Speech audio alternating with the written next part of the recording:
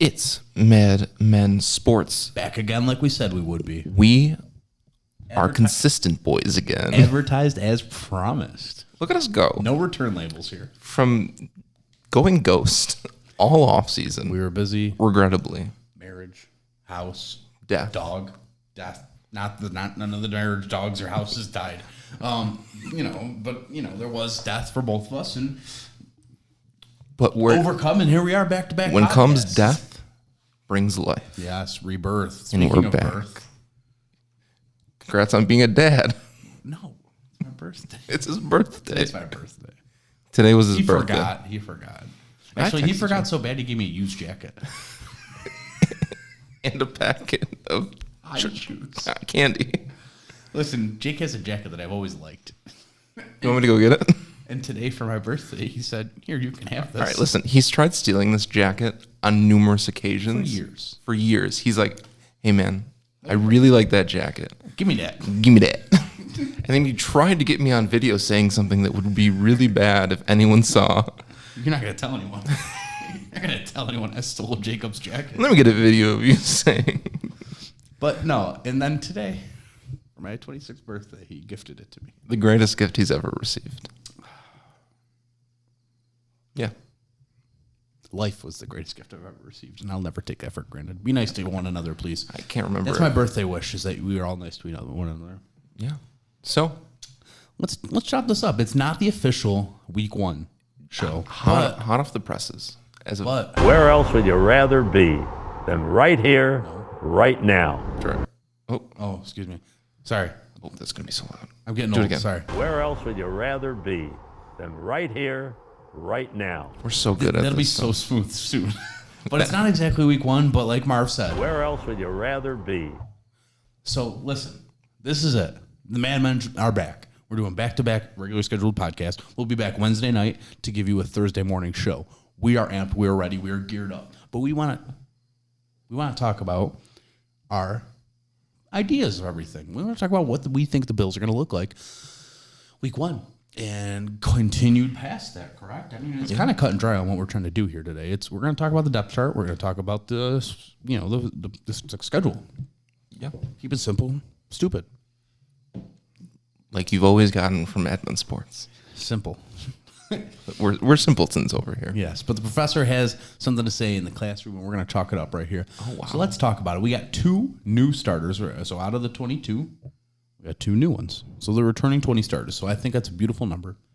And let's talk about the 2 that they are replaced or did bring in.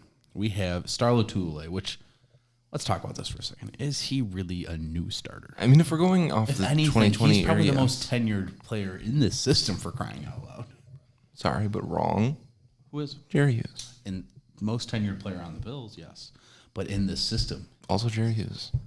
In this system. Star Lotulelei played this system in Carolina. So did Jerry Hughes. Wait a minute. Hold up.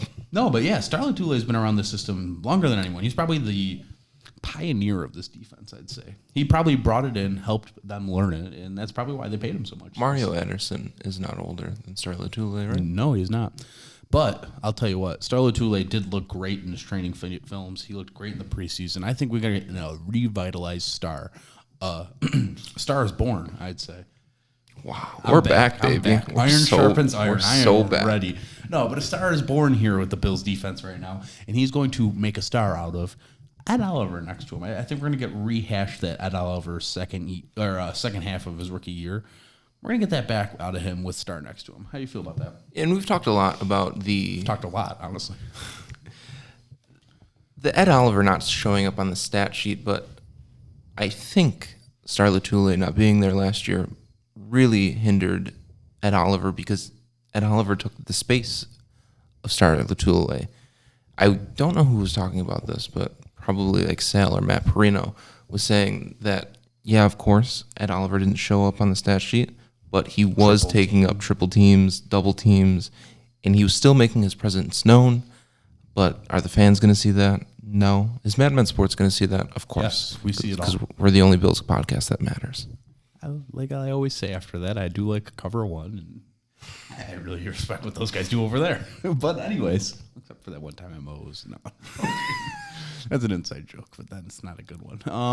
But let's talk about it a little bit, all right? So I think this defense is going to thrive. I really like Greg Rousseau. I really thought I was going to like Boogie Basham more. Yeah. I think I'm surprised how much I really like Greg Rousseau. Greg Rousseau's behind Jerry Hughes in the depth chart. Absolutely. And F.A. Obata's even behind him. Think about that depth right there. Those are some big dudes lining up one after another. It's like, you ever see that?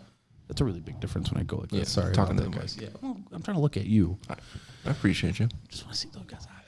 But let's think about it. You ever seen that Looney Tunes animation with the guy at the baseball diamond? He's swinging, and there's just those guys going around the diamond. Yeah. That's pretty much what it is. It's big guy, big guy, big guy, and they're just going around. And the left tackle's like, man, why can't they rotate left tackles? Right. So, listen, there's going to be pressure.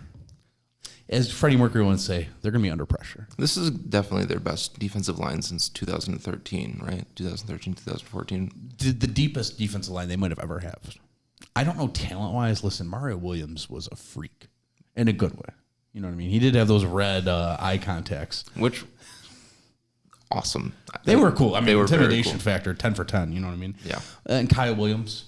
I know how everyone feels about Kyle Williams. You love Kyle Williams. I don't want to share my opinion on Kyle Williams. He shed a tear on his last I don't game. even think I stood up to high five myself. I didn't even clap. Listen, he's a defensive tackle that lost year after year after year after year. He was so disrespectful. Okay. Kyle Williams is fine. You guys were like, oh man, I feel so bad for him. But listen, the guy made $5+ million a year. I'm not going to sit there and sob over him. Listen, I don't know. You're alienating a lot of Bills fans. Well, yeah, but you're there to pick them all up because you love Kyle Williams. No, I love honestly, Lee Smith. Now that I'm thinking about it right now, you're making fun of me for shedding a tear. You actually did. You looked at me and goes, "This is really beautiful," and I was just This is a beautiful moment. And I was just like, "What are you doing?" Almost as beautiful as that Monday Night Football game when they did the Thurman Thomas tribute. That was beautiful. I love Monday night games. We'll get one. We have one. The I wish they Patriots? were retiring a jersey. Yeah, I wish they were retiring a jersey. They might. 85, Lee Smith. I really want Eric Moulds to be on the Wall of Fame. I watched a video on Twitter. It was by like NFL Films. It was like, what would happen if Eric Moulds played during the social media era? And the amount of one-handed catches he had in spectacular plays. I watched them live. Unparamountted. Now let me say this. Say it. Why would that matter? They still had AOL back then. Just my send out a God. mass chain email.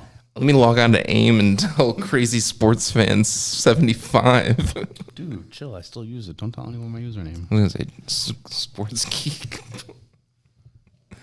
Redacted. Did I just get You got doxxed. I just gave out his government name. No, yeah. No, let's be honest here. Emmanuel Sanders replacing John Brown. Do we think that's an upgrade? What he had like 700 plus yards Last year, yeah. How many? He had a good amount of touchdowns. Yeah. I think he's an upgrade depending on Usage is him gonna being matter. healthy. Usage is going to matter. Yeah, oh yeah. John Brown had healthy usage in the beginning of last year. Oh, yeah. That Miami game, he had that big touchdown. I think usage is going to matter for John Brown's replacement, Emmanuel Sanders. 1,000%. But I also think he kind of flows in this offense a little bit better than John Brown. Listen, I don't. There was a time where John Brown was needed. He was the number one wide receiver. You know, I think of, what was that, the Broncos game at home 2 years ago where he got that long touchdown above Aqib Talib. Yep. That was a point where we needed him. You know what I mean? We needed a guy like him. I think this offense and Josh Allen has evolved, which is always what you want to see. I think crossing routes, slants, rub routes, that's really what this offense has evolved into, if I'm not mistaken, right? Mm-hmm.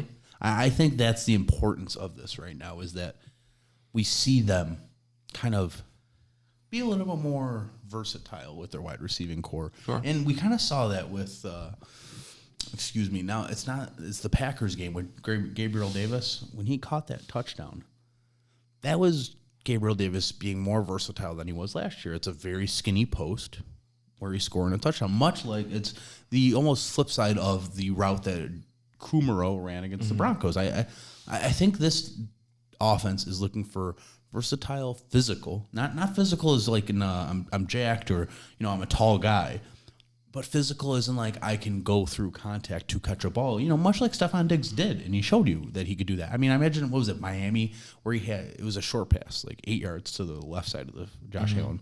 Caught it. 2 dudes on him. Caught it. I think that's one of the better plays last year. 1,000%. And to mention what you were saying about Gabriel Davis, and that's great to see his progression because you saw him playing the sidelines a lot last year. And I love that. Don't lose that. No, a lot of great don't lose that. toe drag swag, as Nate Burleson will say. Yeah, he's no longer on Good Morning Football. He got a job with CBS Morning News or whatever, something like Big that. miss. He will be missed. And I know what? I do wake up earlier now that I'm a married man. Look at you go. So I do watch Good Morning Football whenever I can. I just watched it on Twitter. It's really, everyone should be. It's really hard to watch it. I can imagine. Because every hour, because I wake up at 6:30 now. Gross. Gross. Listen, I'm an adult. I should be waking up at 6:30. Actually, I wake up early now, too, since you've gotten married. Listen, I don't turn the TV on until 6:30. I wake up at like 5:45. Not here nor there. Gross. So, I turn on the TV. I'm trying to watch it. I can't watch ESPN. They're worthless in terms of, but so I go to NFL Network, and I have a hard time grasping it. And I feel like they had D'Angelo Hall last week to replace Nate Burleson. I don't know if we're going to get the same intensity out of that. I really thought Nate Burleson had a lot of, Bills Mafia swagger in terms of talking about the Bills. I imagine they'll still do a lot of Bills talk. I'm hoping this week. I can't wait to watch it tomorrow morning, to be honest with you. I love that it's game week. I can't believe that we're watching Bills. We're already there. In 5 days. I know. I remember like early June. I was like, wow, a couple more months. But now It took a while to get jacked up about this season because the big thing about this season, I'm going to a game for the first time in 2 years. It's the last game I went to, it was a rainy Jets game right before Houston beat the Bills in the playoffs. The Ralph is going to be, as the kids say, Rockin'. bussin'. Oh, I still say rockin'. Bussin'. I say rockin'. I'm old now. 26 looking. Yeah, I'm more. old. Damn, you get your own insurance yet? No, I got till the end of the month. You do. God, I was really hoping that he said yes. You do. But we are working on it with her union. But let's talk about the unofficial depth chart. Are you anything surprising? I love Greg Rousseau. I love F.A. Obata. I love the defensive line rotation. Offensively, we have our offensive line. Let's talk about it just in depth real quick. We have Deion Dawkins, left tackle, left guard, John Feliciano, Mitch Morris, center, Cody Ford, right guard. I think he did well towards the part right before he got hurt. I want to say towards the end of last season, but that's not true. And we had the lovable bear, Darrell Williams. And Big D. I don't want to talk about it yet because I don't like talking about things that aren't going to come to fruition. But in talking of broad strokes, last year against Pittsburgh, he took TJ Watt to task last year. Now, he did move a step early off the ball to kind of get that ground, but never called on it. That's fine. Out of sight, out of mind. If they're going to give it to you. Can't worry. Exactly. 100%. And you know what? If they weren't giving it to him, he probably wouldn't have taken it. You know what I mean? Exactly. Obviously, you have to adjust, but, you got to play to the game. So, I don't want to talk about, there's going to be one comment. TJ Watt might not play. We'll worry about that Wednesday night and Thursday morning. Tune back in. Yeah, we'll wait Tuesday and Wednesday, see how that all plays out, and we'll talk to you Thursday morning about that. Because I want to, there might be something to it. We have an opinion on it, but I can't wait to talk about it until it's like, whoa, 2 days from game day. Who do we got RB1? We have Devin Singletary, which I always have thought Respect. he is the guy. Yes. I've always thought he's the guy. I do like Zach Moss. I just think he's never. Listen, Singletary's had 100-yard games in the NFL. Zach Moss has had chances, 86 yards, 83 yards. Those are admirable games in the NFL, especially for this offense. But with Singletary maybe taking a step forward in his progression as an NFL player, maybe we'll see a little bit more out of him again. He had a great rookie season, great preseason. And listen, Zach Moss's mentor was Devin Singletary, DJ Yeldon. Devin Singletary's mentor is Frank Gore. Which Someone's a little bit more seasoned in terms of learning processes. Yeah. You can't think of a better mentor. No. Longevity-wise, that guy's seen everything. Probably everything. I think he saw the moon landing in person. He was there. I think he was there. No. His government name is Neil Armstrong. Yeah. Welcome to our conspiracy theory podcast. First man to walk on the moon, second man to rush for 3,000 yards. I can't remember if our conspiracy talk was Yeah, right. No, me neither, but it is a conspiracy talk. That's where Diamond Davis Dave's with Alex Jones. No, but I love this team, and I'm feeling really good. Jake, we saw the unofficial depth chart. I feel good about it. Sal Capaccio tweeted out, I'm digging it. Let's talk about if this team is on paper better than last year's team. I would say so. Any noticeable reason why? Excuse me. I think the draft is the sole reason outside of Emmanuel Sanders. We murdered the defensive line in terms of acquiring new acquisition. It was probably the core that was weakest on the team. Definitely. So adding that is a huge help. Yes. Sorry, that got me off a train of thought. We can turn that off if you want. Go ahead. Yeah. Sorry. Bolstering up the defensive line was definitely the most important thing. We saw last year, we put a lot of stress on the defensive backs, which stood up to the task. Most of the time. I mean, Taron Johnson was an all-star every time every time we needed a big play, he came through. We think about the Seattle game. Anytime we needed a big play in that game, Trey White came through. I mean, they came up when the number was called. But to put a little pressure off of them and to actually get some legitimate pressure on the quarterback, which is something they haven't done in the McDermott era, to be fair. Game-changing. 100%. I would say during the McDermott era, we've always had Hyde, we've always had Poyer, and those guys have come through and through. Not to say three words back to back. Not in pass they came coverage. through and through. You know what I'm saying? Mm-hmm. So getting a pass rush to help them, alleviate them. We know they're studs. Let's see if we can help them achieve another level. I love that. I love that you think they're better on paper. Let's and get I think 46 sacks this year. Star, Russo, Basham, F.A. Obata, you know, Harrison Phillips is back to full health. I'd say Even he's got with a full year under his AJ belt. playing very well. AJ Epinesa got a full year under his belt. I'm really digging the revitalization of Buffalo's defensive line. Mm-hmm. And you don't think it's a sexy position group, but I think you're going to see a noticeable difference with this crew. Energy. That's the biggest thing. Energy, without a doubt. Especially with our guy, Jordan Phillips. No longer in Buffalo. Miss that guy. Yeah, you know what? We talk about it every now and then, but you might need to find a guy that has a little bit of a energetic presence on the field. A little bit of kind of get juice. the fans rolling a little bit. I think that matters. I think things like that matters. Speaking of juice and energy, fantasy football. Okay. It's probably the most exciting thing football fans can do besides watch their team. Dave's at a fantasy football draft tonight. It's probably his last one, I'd hope. Better be. Who is your number one fantasy pick if you're a fantasy player from the Buffalo Bills?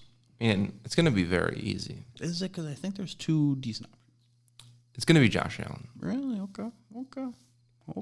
I assume the other Okay. is going to be Stephon Diggs, but you look at Josh Allen. I was thinking Isaiah McKenzie's the face of the franchise. All right, I'm looking at Josh Allen. Josh Allen. I mean, what? Was he like the He was the second, number one. Or he was the number one Yep. fantasy He won an award quarterback? for it last year. That's the easy answer.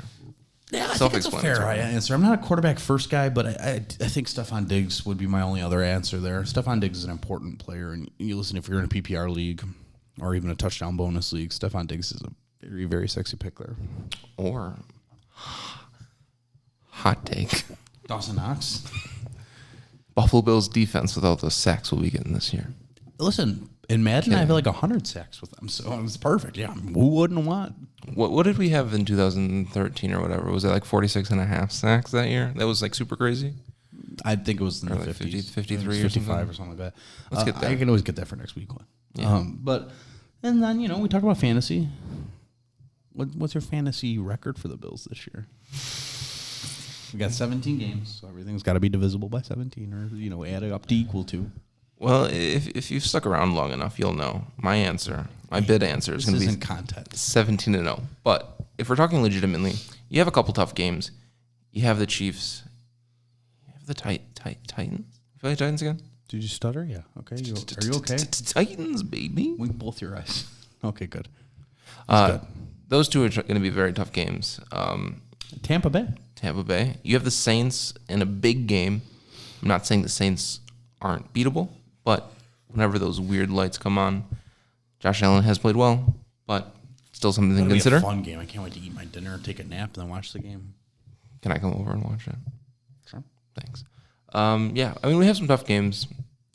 Do we match our success last year with 3 losses? Obviously, there's an extra game. I think we'll get close. Our ceiling will probably be 14-3.